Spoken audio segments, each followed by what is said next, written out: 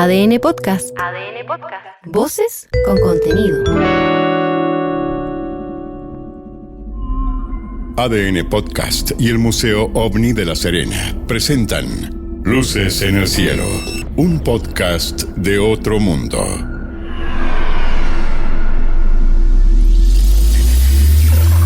Capítulo 5. Triángulo Cerro Moreno.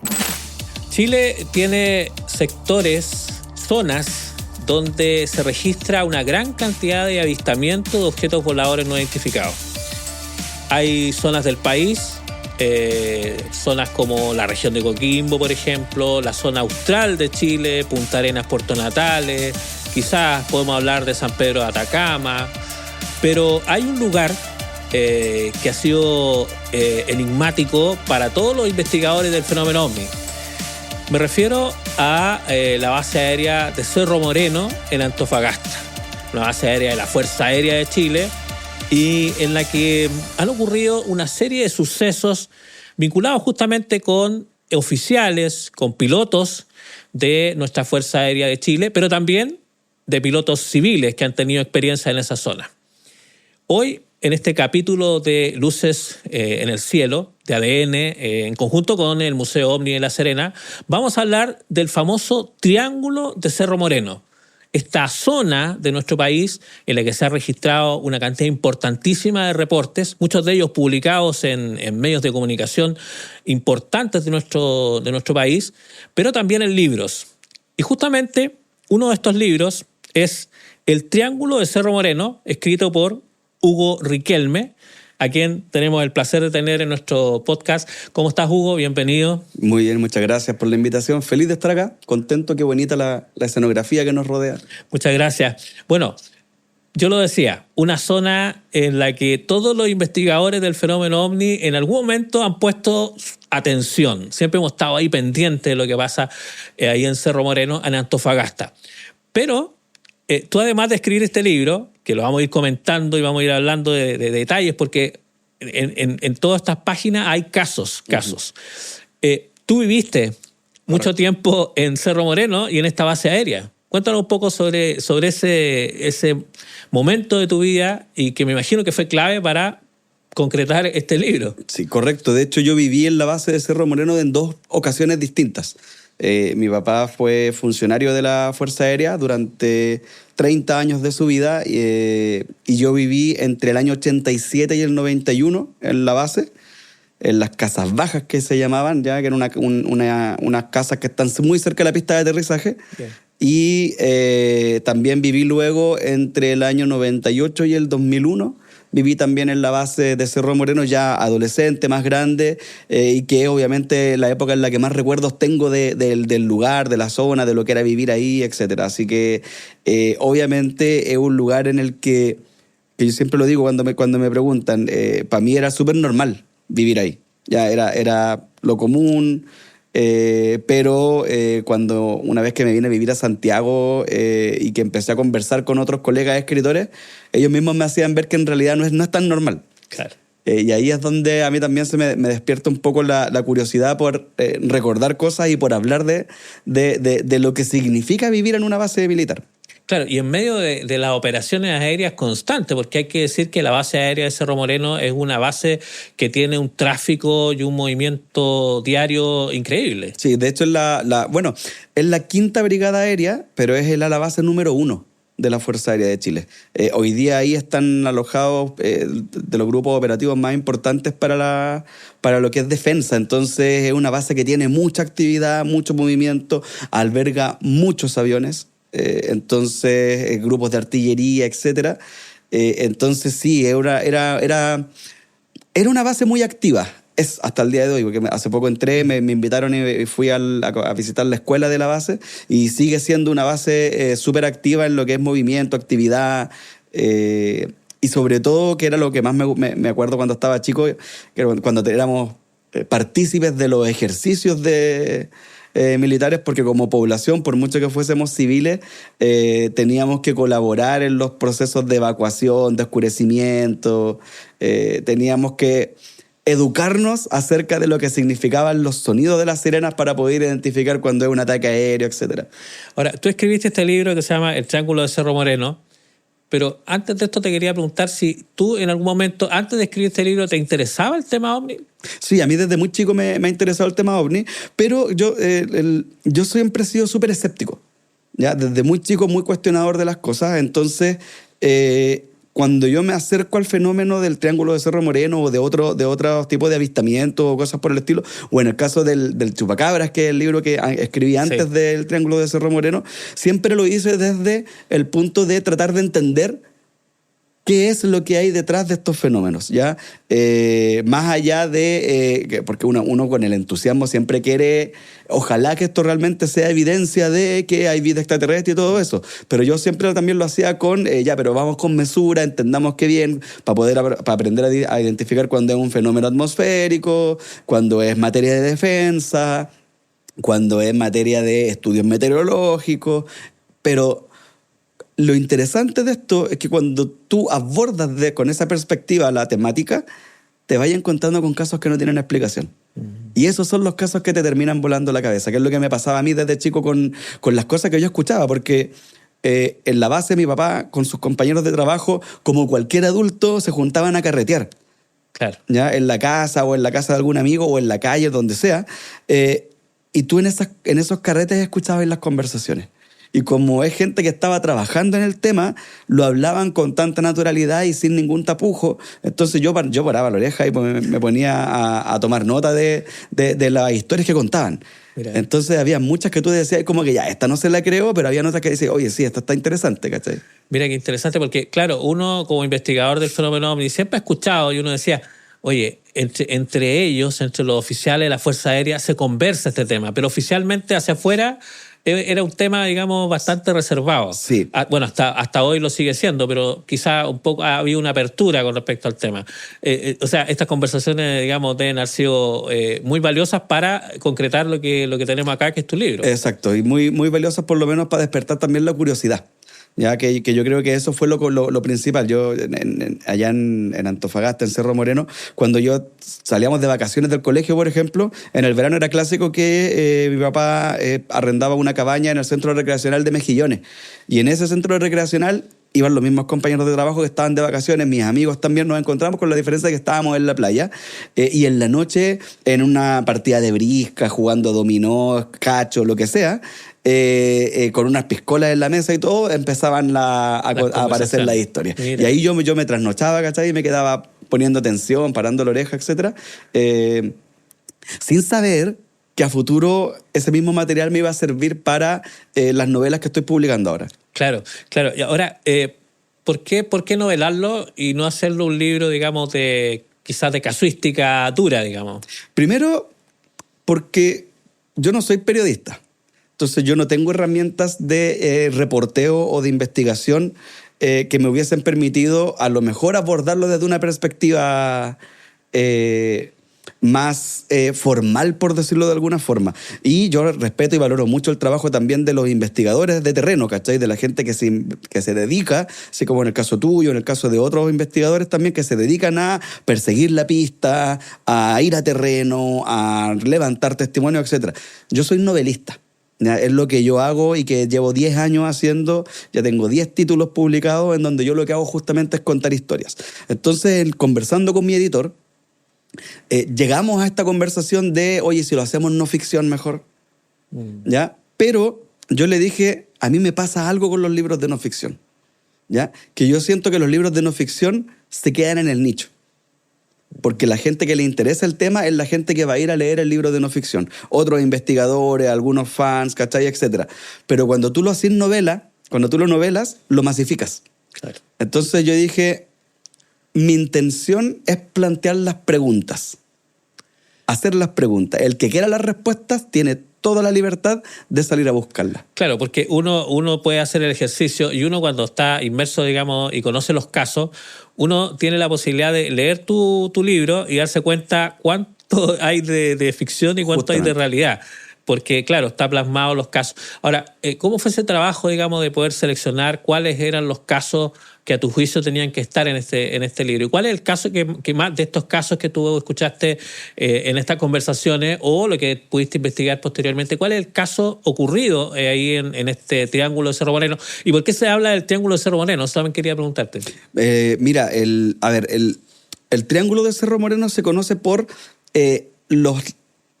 Primero, es una referencia también a el gran padre de todos estos relatos, que es el Triángulo de las Bermudas. Exacto. Ya en el libro de Charles Berlitz, cuando se habla del Triángulo de las Bermudas, también se identifican otros 12 triángulos de la muerte. ¿Ya? Que uno de esos, que hay 6 se supone en el hemisferio norte, 6 en el hemisferio sur, y uno de esos era el Triángulo de Antofagasta. ¿Ya? Entonces, cuando tú lo circunscribes las cosas a una zona en particular, si tú vas a la zona en donde ocurren los eventos que están relatados en el Triángulo de Cerro Moreno, te das cuenta que es un rectángulo o un rombo más que un triángulo por los puntos geográficos entre los cuales ocurren las cosas, pero obviamente por un tema de marketing es mucho más interesante hablar, claro, y mucho más fácil también para que la gente lo adopte como parte de la cultura pop, hablar del Triángulo D. Pero básicamente los sitios que marcan la existencia y la presencia de este triángulo, en donde están la mayor cantidad de casos concentrados de avistamientos, fenómenos anómalos, desapariciones, etc., son entre Hornitos, al norte de Antofagasta, 90 kilómetros al norte de Antofagasta, el Cerro Coloso, que está hacia el sur de Antofagasta, y la fosa de Atacama, que está 160 kilómetros hacia el interior del océano, ya hacia el mar adentro. La fosa de Atacama, que es fundamental para el Triángulo de Cerro Moreno, porque 2 de los casos más importantes se especula que pueden haber terminado los aviones ahí, ya que son el caso de César Guevara y el caso de Alexis Núñez. Que te iba a pedir justamente que me contaras por lo menos alguno de ellos, para que nuestros amigos conozcan, digamos, de esta investigación y de este libro que hiciste. Sí, y de hecho yo recogí para la ficción de la novela, yo recogí 5 casos, que son los que a mí más la atención me llamaron. ¿Por qué estos 5 casos? Porque yo contaba con el respaldo de algunos documentos de la Fuerza Aérea que te permitían seguirle un poquito la pista. ¿Ya? Porque claro, yo me podía haber quedado perfectamente con los relatos, porque hay uno de ellos que está relatado incluso en el programa OVNI, o sea, que es el famoso caso Catalán. Sí. ¿Ya? Danilo Catalán, expiloto de la Fuerza Aérea, él ha dado muchas entrevistas acerca del tema. Entonces yo dije, me voy a remitir a los informes. ¿Ya? Los informes reales, que son unas hojas de vuelo súper cortas, con poquita información, y que la gracia que tienen es que están de puño y letra de los pilotos. Perfecto. Entonces tú ahí puedes ver y entender más o menos la forma en que ellos se referían al fenómeno. ¿Ya? Yo los 5 casos que tomé son el caso de Ramón Vega Hidalgo, ya que veo ahí el B-26, el bombardero, que justamente tiene que ver con el caso de Ramón Vega Hidalgo, que es uno de los casos que yo siento que son como que encienden la chispa de la investigación formal del fenómeno OVNI. Considerando que él fue comandante en jefe de la Fuerza Aérea, exacto, piloto combate, por supuesto, fue senador designado, sí, designado. Entre el 97 y el 2005, o sea, harto tiempo estuvo en el Congreso. ¿Y cuál es la experiencia que él tiene? La experiencia de Ramón Vega Hidalgo, o sea, entre varias, porque él tuvo varias experiencias, sí, pero la que se circunscribe al triángulo es justamente volando un B-26, haciendo el traslado del avión desde la base de los Cóndores, que estaba en aquellos momentos en Alto Hospicio, ya que hoy día es la base que está en Iquique, volando desde la base de los Cóndores hacia Antofagasta, hacia la base de Cerro Moreno. Él, en medio del desierto, ya pasando la Pampa del Tamarugal, etcétera, ya adentrándose en la región, por eso yo les decía que es como un triángulo, como un rectángulo más que un triángulo en sí, él experimenta un mal funcionamiento de su avión. ¿Ya? ¿En qué consistía este mal funcionamiento? Que el avión se empieza a desviar. ¿Ya? Él lo lleva controlado con el timón, y el avión, porque estos aviones tenían un timón más que una palanca.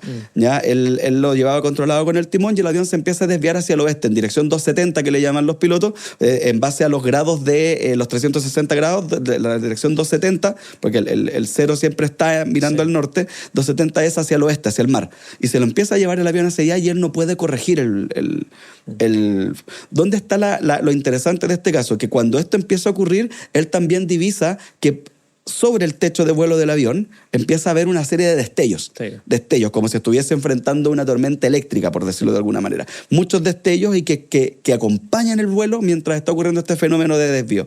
Y el desvío termina cuando estos destellos desaparecen.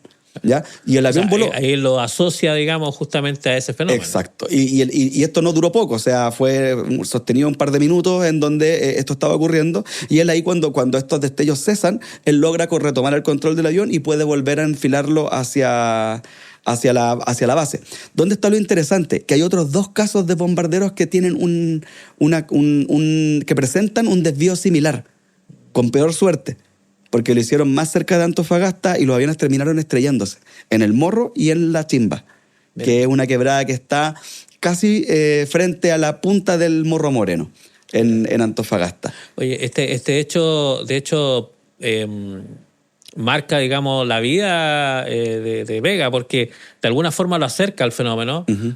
Y todos dicen, y me consta, digamos, que él fue uno de los gestores de la creación del Comité de Estudio del Fenómeno Anómalo, que es el organismo oficial que tenemos en Chile, que hoy día se llama sección. Exacto. Y de hecho, cuando no solamente es como uno de los impulsores, sino que cuando por X motivo esto pierde fuerza, porque este estudio estuvo no abandonado, pero estuvo alicaído durante un tiempo, cuando él llega al Congreso, a través de su influencia en el Congreso, él logra volver a asignar, inyectar recursos y a modernizar este fenómeno. Y yo, la verdad es que a mí me hace mucho sentido. O sea, Ramón Vega él fue comandante en jefe de la Fuerza Aérea y aparte de haber vivido esta experiencia, también lo entiende como una materia de defensa. O sea, es importante tener los ojos en el cielo, sobre todo si puedes estar frente a la presencia de tecnología que se puede ser extraterrestre, pero también lo más probable es que sea tecnología terrícola,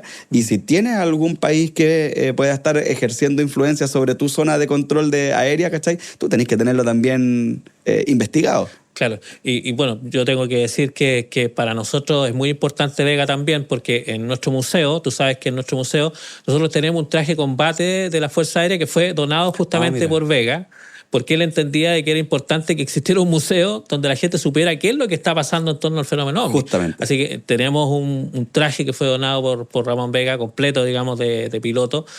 Así que fue un personaje importante por este caso y también por lo que hizo por el fenómeno. Exacto. Ahora, también tú mencionabas casos en los cuales esto ha terminado en desaparición. Sí. Y que tiene que ver además con una nube. Así es. Cuéntanos un poco sobre ese relato que también está... Hay 2 casos que no son el más espectacular, pero son, yo diría que de los más impactantes que han tenido lugar en el Triángulo de Cerro Moreno, que es el caso de César Guevara, del comandante del grupo número 8, César Guevara, que ocurre el 26 de marzo de 1980, y al año siguiente, el 10 de marzo de 1981, el caso del teniente Alexis Núñez. ¿Ya? Ambos casos involucran Hawker Hunter, aviones Hawker Hunter, e involucran justamente este fenómeno de la nube y esta desaparición, tanto del avión como del piloto. ¿Ya? Que son súper interesantes porque el caso de Guevara, sobre todo, que es uno de los más impactantes, porque Guevara era un piloto muy condecorado. Era un piloto muy experimentado. No hay que olvidar que César Guevara, el año 74, a principios del año 74, fue uno de los partícipes de la Operación Atlante, que es una operación que llevó a cabo y ejecutó la Fuerza Aérea de Chile para traer los Hawker Hunter desde Inglaterra, los Hawker Hunter una partida de Hawker Hunter que se habían comprado, para traerlos en vuelo desde Inglaterra. Sin poder hacer escala, sin poder hacer escala, y para evitar un embargo. Claro. ¿Ya? Porque los aviones se estaba por dictar un embargo del gobierno británico, del gobierno inglés, para no permitir la salida de esos aviones. Todo esto, dado el contexto político, la dictadura que estaba ocurriendo en Chile, las violaciones a los derechos humanos, se estaba dictando este embargo en donde se estaba prohibiendo la salida de los aviones, y lo que hizo la Fuerza Aérea en una operación conjunta entre el Grupo 10 y el Grupo 9, en donde participa César Guevara, traen estos aviones en vuelo que no es menor en el sentido de que son 12.000 y tantos kilómetros que los aviones vuelan. Y el Hawker Hunter no es un avión que tenga una pantalla de radar para poder ubicarte. Es un avión que tiene un radar, como todos los aviones, pero tiene que ser controlado desde tierra. Y este vuelo incluyó escalas en África, en España, en una isla que se llama Isla Asunción, que está en el medio del Atlántico, y que en el momento en el que los aviones tocan tierra en la isla, era una isla que no tenía energía eléctrica y aterrizaron de noche. O sea, la complejidad de aterrizar de noche en un lugar donde no hay energía eléctrica y en una isla diminuta que está en medio de un océano. Entonces la importancia que tuvo César Guevara para la Fuerza Aérea era bastante importante. Era un piloto condecorado, y de hecho Guevara era comandante de grupo, estaba muy cerca a ascender a coronel cuando le ocurre esta desaparición. Y además es una desaparición que involucra a un piloto brasileño. Ya, a Piraguibe Freire Curado. Era un invitado especial de la Fuerza Aérea. Era un invitado para la FIDA, la primera FIDA que se hizo con presencia internacional en el año 80, y de hecho, cuando desaparece el piloto, estaba todavía la comitiva participando en la FIDA. La FIDA se estaba llevando a cabo hasta el 30 de marzo y esto ocurre el 26, ya en Cerro Moreno. Y lo interesante de este caso en particular es que hay varias versiones. Ya, yo afortunadamente tuve la oportunidad de mirar el informe del accidente. ¿Ya? Pero hay versiones que indican que Guevara estaba haciendo sus maniobras, sus vuelos de instrucción, y cuando aterriza le piden salir a volar con el piloto. ¿Por qué? Porque Guevara vuela en un avión que tiene matrícula J721, que es un avión Hawker Hunter biplaza, que era el que se utilizaba para instrucción, en donde tú ibas enseñándole al otro piloto o acompañándolo en su aprendizaje de cómo pilotar. Y Guevara se sube junto a Piraguibe Freire Curado a este avión. Piraguibe era piloto de F5, de los F5 brasileños, y salen a hacer maniobras en conjunto. ¿Ya? Ellos salen a hacer maniobras en conjunto, un vuelo de rutina también, de maniobra, autorizado, despegan, hacen su maniobra en la zona de vuelo número 2, que es la zona que está hacia la zona de la fosa de Atacama, en el mar, que es una zona de vuelo exclusiva de la Fuerza Aérea, por ahí no transitan vuelos comerciales, y en una maniobra, cuando ya están de regreso, cuando ya establecen para el final del ejercicio, en la última maniobra que ellos hacen, el F-5 va a hacer el rol de persecutor, mientras que el Hawker Hunter iba a ser el avión perseguido.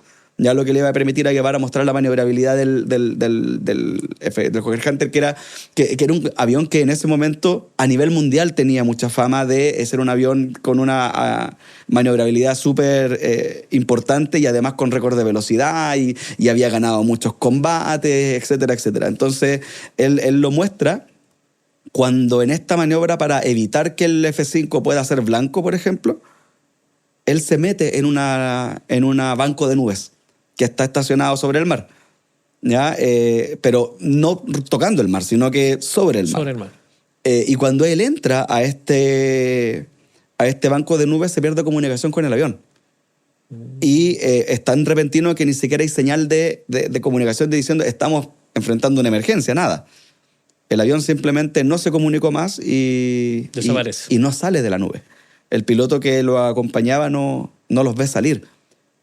¿Ya? Entonces, cuando se ordena la búsqueda del avión, que fue una búsqueda que se sostuvo por mucho tiempo. Y fue casi inmediata. Sí, fue inmediata. El operativo se activó de inmediato y fue una búsqueda que no se hizo nada. No fueron 2 o 3 días buscando el avión, fueron semanas. Ya estábamos hablando de un piloto condecorado, claro, y además de un piloto extranjero, que había que darle explicación a la Fuerza Aérea de Brasil. Claro. En un momento en donde la política exterior chilena no estaba muy bien parada como para estar dando explicaciones. Entonces... Ya me imagino que aeronáuticamente también el avión era importante para la empresa, digamos, exacto, poder investigar y qué había pasado. Exacto, y además que habían pocos biplazas, y Chile no tenía muchos aviones biplazas, entonces era un avión importante incluso para la institución, ¿ya? Recordemos que estamos en una época en donde está aplicándose la enmienda Kennedy, ¿cachai? Entonces a la Fuerza Aérea Chilena no se le están vendiendo repuestos. Le está costando mucho conseguir repuestos. Entonces mantener los aviones en vuelo es difícil, y perder un avión de instrucción era complejo para la Fuerza Aérea. Y el tema está en que no se encuentran restos del avión. Hasta el día de hoy no hay rastro. No hay rastro. El sumario, el informe, lo que indica, lo que concluye, es que el avión tiene que haber entrado a un ángulo y velocidad tan precisas que llegó intacto al fondo de la fosa de Atacama. Esa es la... Claro, y tú dices como que sí, probabilidades hay, claro. Hay, pero porque estadísticamente siempre hay probabilidad de que algo ocurra, pero son súper bajas. Claro. Y es súper extraño que un piloto de la experiencia que tenía Guevara primero no se haya eyectado, cuando es lo primero que les enseñan a los pilotos, tienen segundos para decidir la eyección, y que no se haya comunicado con la torre de control para avisar emergencia. Claro. Ese caso es uno de los casos como estandartes del triángulo, y luego viene el caso de Alexis Núñez, que es un teniente, tenía 26 años Alexis Núñez cuando le ocurre el siniestro. Él desaparece junto al avión J738, que es un avión monoplaza, también en un vuelo de instrucción, ¿ya? El caso de Guevara ocurre a las 3 de la tarde, y si no me equivoco, y el de Núñez ocurre en la mañana. ¿Ya? También volando en la misma zona de vuelo, también en un vuelo de instrucción, en donde despega un elemento de vuelo, que un elemento para la Fuerza Aérea son 2 aviones, ¿ya? Siempre que se habla de un elemento son 2 aviones volando, y ahí es donde se producen las confusiones, porque mucha gente dice que el avión iba volando solo porque iba un elemento. No, un elemento siempre está compuesto por 2 aviones. Y cuando este elemento está haciendo su maniobra, Núñez, según lo que indica el recojo del informe, Núñez sí avisó que estaba teniendo problemas con el avión, que los instrumentos se estaban comportando extraños, ¿ya? Pero como esta interrupción de sus instrumentos no se sostuvo, él siguió, una vez que recupera los instrumentos, sigue haciendo sus maniobras, y en una de estas maniobras también entra a un banco de nubes, pero ya con el avión en emergencia.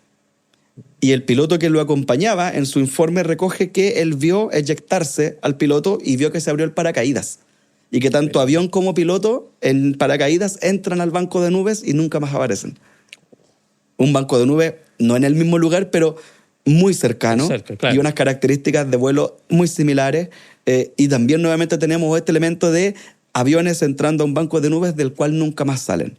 Y también en el caso de Alexis Núñez, la conclusión que fue un caso menos mediático, menos espectacular, porque Alexis Núñez era un teniente muy joven dentro de la institución, no tenía todavía la trayectoria que tenía Guevara. Además que Núñez no dejó familia, aparte de sus padres y sus hermanos, no dejó descendientes, no dejó esposa, etcétera, porque él era soltero. Entonces se cerró más rápido el caso de Alexis Núñez. Claro. Y a la familia también se le indica que el avión se estrelló, mira, ahí hay una mancha de aceite, ahí cayó el avión, ¿cachai?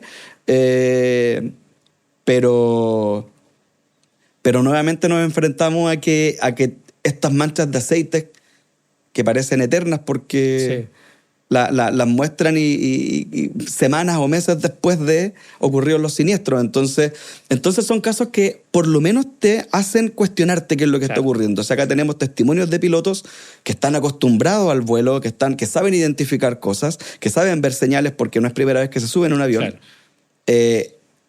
Con aviones que desaparecen, sin dejar rastro, ni un tornillo se encuentra de los aviones. Eso es lo más extraño de todo, porque uno dice, claro, una mancha, pero al lado de esa mancha debiera haber algo que te permita, digamos... Algún resto. Oye, te quería llevar nuevamente... no queda mucho tiempo, pero me quedó dando vueltas esto de las conversaciones que escuchabas. Dentro de esas conversaciones... estaba, por ejemplo, un caso que te mencionaste, pero, por ejemplo, el caso de Danilo Catalán. Uh-huh. Ese es uno de los casos de los cuales se hablaban estas conversaciones, o llegaron a hablar, por ejemplo, del caso de Gabrieli, o el caso de Gabrieli es un poco más contemporáneo, digamos, cuando se conoce. No, el caso de Gabrieli, lo que pasa es que el caso de Gabrieli tiene otros elementos que lo hacen extraño. Bueno, es mucho más espectacular. Para mí es el caso más espectacular que hay registrado en el triángulo. Recordémosle a la gente cuál es el caso de Gabrieli es también volando en un elemento que en este caso iba con Catalán volando, ya Catalán era su escolta, en 2 F5 biplaza. Por lo tanto, tenemos a 4 personas que son testigos del evento. Ellos, haciendo también su vuelo de instrucción, son contactados por el Centro de Intersección de Tierra, ¿ya? Que es un centro de la Fuerza Aérea que te avisa cuando tienes un intruso, ¿ya? ¿Por qué? Porque Gabrieli tiene en su pantalla, el F-5 sí tiene una pantalla de radar en la cabina, una traza, ¿ya? Una traza, una línea, una marca, por decirlo de alguna manera, que le atraviesa el radar de un lado al otro, ¿ya? Para más o menos tener proporción en los radares de los F-5 de la época, si tú estabas viendo una fragata de guerra, la traza era del tamaño de 1 centímetro. ¿Ya? Y esto era una traza que cruzaba Entonces Gabriel lo primero que piensa es, se me echó a perder el radar. Claro. Entonces le avisa a su escolta y su escolta le dice, a mí también. O sea, dos radares fallando. Y ahí es cuando son contactados por el centro de intercepción porque ellos también tienen la misma traza. O sea, el radar en tierra, radar de tierra también está percibiendo la misma traza. Y se les ordena interceptar. ¿Ya? La orden siempre es interceptar e identificar. ¿Ya? Y ellos cuando emprenden el vuelo hacia el lugar en donde se supone que está la traza, logran ver sobre el horizonte un objeto con forma de cigarro. ¿Ya? Que después Gabrieli, más adelante en otras entrevistas, lo ha descrito que en realidad más que un cigarro es más parecido a un plátano por la forma. Dice como un plátano envuelto con un vapor. Exacto, y él describe que este cigarro o este objeto, que lo describe como un objeto sólido, está envuelto en nubes y destellan. Vuelve, digamos, a aparecer la nube. Exacto, y también habla acerca de destellos que se desprenden desde las nubes. ¿Ya? No logra identificar si es que el avión tiene, si el objeto tiene una parte delantera, una parte trasera, simplemente habla de destellos que están despidiéndose de las nubes. Y ellos persiguen este objeto, pero no logran cortarle distancia. Entonces asumen que el objeto les está igualando la velocidad. ¿Ya? Hasta que finalmente este objeto acelera y desaparece volando en dirección hacia Isla de Pascua. Y cuando ellos vuelven a tierra, cuando aterrizan los aviones y se van a la reunión el brief post-misión, ellos lo que hacen es sacar los mapas y empezar a hacer las mediciones de las trazas. Y determinan que la traza que estaban viendo tenía el equivalente a 15 portaaviones formados en línea. Claro. Lo que más o menos concordaba con el objeto que ellos veían porque Gabrieli lo describe como 3 kilómetros de largo, claro, aproximadamente. Sí. Y eso... Lo interesante es que cuando ellos emiten el informe, en el informe queda anotado, esto es un evento peculiar y se archiva. Ahora, ¿qué pasó? Se investigó. Sí, ahí llama la atención también, por ejemplo, uno dice, pero ¿cómo no se tiene ni una imagen, no se tiene en algún registro? ¿Por qué no se dejó el registro? No sé si se graba, por ejemplo, el radar. Por protocolo, las comunicaciones y el radar debería grabarse. Y a Gabrieli siempre le llamó la atención que eso no ocurrió en este caso en particular. Esas grabaciones no están. No sé si no existen, pero no están disponibles. Entonces es muy extraño. Y la Fuerza Aérea tampoco quiso investigarlo. Esto ocurrió el año 77, si no me equivoco. Sí. El año 77. Y la Fuerza Aérea tampoco quiso investigarlo. De hecho, en el informe, como te digo, en el informe está anotado. Esto corresponde a un evento peculiar. Y se archiva. Es todo lo que se dice del caso. Y en el caso catalán, ya que esto ocurre, si no me equivoco, el 79, creo. 78, por ahí. Sí. Por ahí en el caso catalán, yo lo había escuchado muchas veces, pero ya obviamente como con el diario del lunes es más fácil hacerla, claro. Como los colegas de mi papá, los mecánicos sobre todo, todos hablaban del tema. Siempre se dijo que una vez visto el caso, lo que Catalán estaba persiguiendo era un F-117. Sí. ¿Ya? Que en su momento se había dicho que era un Blackbird, un SR-71, pero los mismos pilotos lo decían y los mismos mecánicos decían, es muy raro que Catalán no haya conocido ese avión porque ese avión ya estaba volando oficialmente. Claro. En cambio, el F-117, su vuelo oficial se hizo público 3 años después. 3 años después, claro. Entonces es más creíble que un piloto con la experiencia de Catalán no haya podido identificar un avión que no conocía. Claro. Ahora, ¿qué tan probable es que Estados Unidos haya estado probando un avión? Era súper probable. Era súper probable en la época y de hecho hay muchos informes, no solamente de la Fuerza Aérea chilena, de Fuerzas Aéreas de otros lugares, uruguaya, brasileña. ¿Por qué? Porque Estados Unidos ocupaba Sudamérica como espacio de prueba de tecnología, sobre todo cuando estaban desarrollando la tecnología stealth. Claro. ¿Ya? Era más fácil que los sudamericanos detectaran, o sea, no era más fácil, era menos problemático políticamente que una zona que es más afín a tu ideología, porque estábamos en plena Guerra Fría, una zona que es más afín a tu ideología descubra tu tecnología a arriesgarse a volar sobre Europa, por ejemplo. Claro. Ahora llama la atención también en las crónicas de la época, cuando se habla de este triángulo negro, el digamos, triángulo negro. que Catalán con persigue, 2 colas. con 2 colas, claro. en algunas crónicas se habla de que este objeto o este triángulo estaba suspendido o detenido. Ahí, claro, es más difícil poder, digamos, llegar a la conclusión de que pudiera ser este... Sí, lo que pasa es que lo que se recoge en el informe de Catalán es que parece estar suspendido. ¿Por qué? Porque el techo del F-5 es de 35.000 pies de altura y este objeto estaba sobre los 40.000. Entonces él lo veía arriba. Lo veía lejos. Y cuando le trata de cortar distancia, le alcanza a recortar, porque cuando a él le avisan que el objeto está ahí y aparece la marca, está a 7 millas de distancia. Y el mismo Catalán lo dice, o sea, es imposible, tengo que acercarme porque a 7 millas de distancia una cajita de mosca es lo que voy a ver. Claro. Entonces es imposible identificarlo. Y él logra recortar la distancia, pero lo más cerca que logró estar es a 1,5 millas. Y no pudo acercarse más. Entonces, estáis volando a grandes velocidades, estás en una zona en donde efectivamente estás más alto que tú, él lo percibe como que está estático. Pero en realidad el objeto se está moviendo junto con él. ¿Sí? El tema cuando tú tienes el fenómeno de que los aviones igualan velocidades, parecen como que están estáticos en el cielo. Mira, oye, nos queda súper poco tiempo, pero no quiero dejar de preguntarte, una vez que tú publicas tu libro, o en el proceso ¿tuviste algún problema con la Fuerza Aérea o posterior al libro? Y lo otro que te quería preguntar es, en este tiempo en que el libro ya está ya está en las librerías, se conoce, ¿han aparecido o has escuchado de nuevos casos de pilotos que se están acercando? ¿Cómo ha sido ese proceso? Porque el proceso post-libro siempre es muy interesante para los autores. Mira, lo más interesante que me ocurrió con el libro es que pude acercarme a la familia de Alexis Núñez.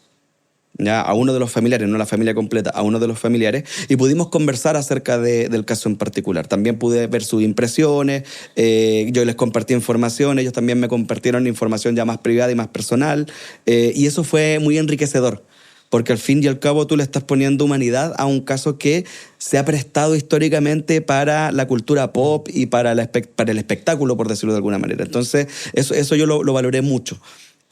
Con la Fuerza Aérea en particular, por este libro, no he tenido ningún problema.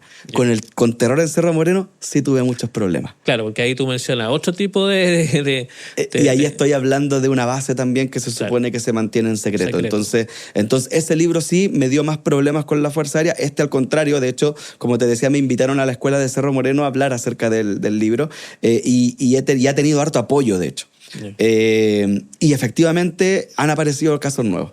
Ya me han escrito personas a pilotos no solamente de la Fuerza Aérea, también pilotos comerciales. Yo lo mencionaba, sí, porque hay pilotos civiles que también han tenido experiencia ahí. Sí. De hecho, lo comento así muy rápido, un señor que tiene más de 80 años, fue al Museo OVNI hace un tiempo, que había sido piloto durante más de 50 años, que tenía la misión de llevar los diarios a Antofagasta todas las mañanas.